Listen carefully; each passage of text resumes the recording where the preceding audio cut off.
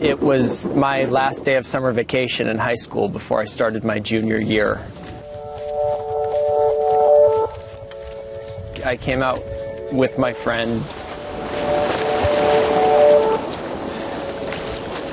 We got in the water, and as I'm watching him, my right hand hit something in the water. And it was about this far beneath me. And I turned from going parallel to the beach to going in, and I started paddling in. And as I was doing that, a 12-foot great white shark came up beneath me from behind and grabbed onto my right leg. And as it was swimming with me underwater, I'm dragging next to it, and I'm trying to get my arms around it. And immediately I started to get the feeling that it was going to pull my leg off and just swim off with it. Then I grabbed onto the gills, and as I did that, it let go. And I came up to the surface and then started swimming back in toward shore. The bite to my leg, it goes on both sides. It looks like a shark bite.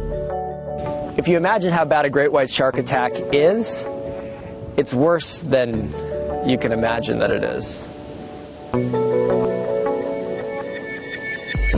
It's this funny situation we're in up here. There are sharks, there's no question about that. They just really don't want to have anything to do with people. Since my attack, I've worked to protect sharks.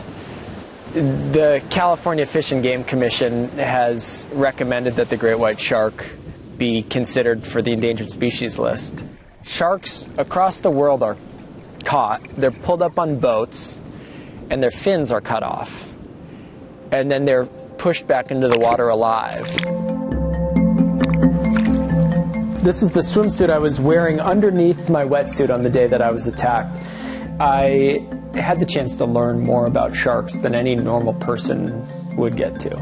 And I've learned how much we hunt them more than they hunt us. My speaking about sharks and work with youth naturally transitioned to writing books to share my story with a greater audience. I started an organization called Future Leaders for Peace. Hi! How are you? Good, how are you? Good. It's called E3 now. I was sharing the story of my shark attack and realized that kids really listened. And what is that a picture of? A shark. Yeah, do you like sharks? And the shark story was just a hook to gain their attention. And then from there we did leadership training, we did life skills and peace-building skills with the kids.